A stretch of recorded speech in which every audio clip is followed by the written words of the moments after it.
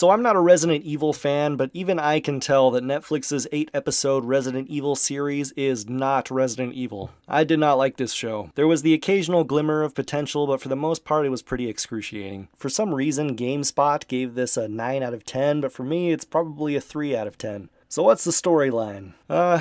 The storyline is too complicated to describe in full in a 3 to 4 minute review, but basically in the year 2022, Albert Wesker and his 2 teenage daughters Jade and Billy moved to New Raccoon City, South Africa, so Wesker can continue his research at the Umbrella Corporation. Jade and Billy discover that Umbrella is trying to use the deadly T-virus to create a miracle antidepressant. The T-virus escapes the facility and it destroys the world by turning humans into zombies and turning small animals into big animals. Flash forward to 2036, and the grown-up Jade Wesker is trying to rid the world of the T-virus while also trying to avoid getting kidnapped by Umbrella. The story keeps flashing back and forth between the years 2022 and 2036, and the 2 stories are told simultaneously. There is so much wrong with this series.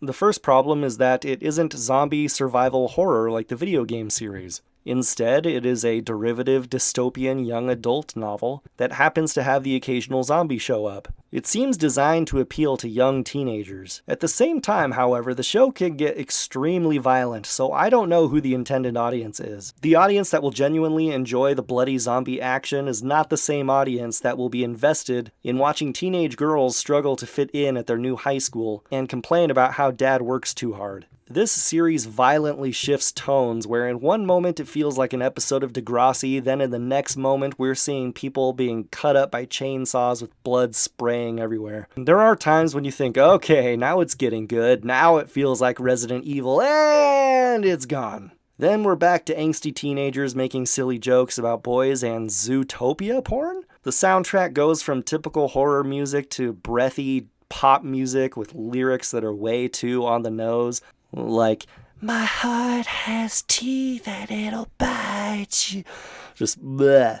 Second, the series focuses way too much on these teenagers in their high school. Do any fans of Resident Evil want to watch entire episodes dedicated to teenage girls and boys trying to solve the mystery of the Umbrella Corporation, like Nancy Drew or the Hardy Boys? Did you want to listen to teenagers argue about who's daddy's favorite? Third, the acting and the characters are just terrible. There isn't a single character that I wanted to survive the show. The character Evelyn Marcus, who is the CEO of Umbrella, is horrendous. Her overweight, bearded henchman trying to hunt down Jade in the future, horrendous. Fourth, a lot of it looks really cheap. The Umbrella Corporation troopers don't have costumes that fit properly. They're wearing shoulder pads and elbow pads that hang off their limbs and jostle around whenever they fire their guns or when they run, and it looks like they just bought some gear at Play It Again Sports and spray painted it black. The first episode features some computer-generated fire, and I just want to know, why is it so hard to make CG fire? It seriously seems to be an impossible task. The animators are able to create well-rendered giant alligators and giant spiders,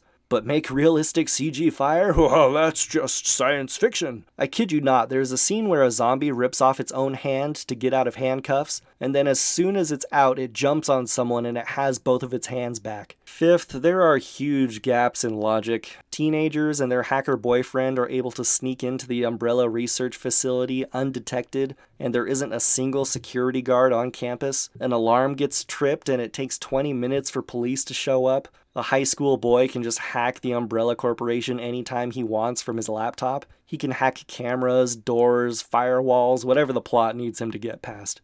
There were a few good moments, but they are over before they get started. I thought the scene with the lickers was pretty cool. We have a scene where people are trapped inside a dark tunnel, and then these long tongues start coming out of nowhere and wrap around people's necks and pull them up to the ceiling, or they get pulled under cars.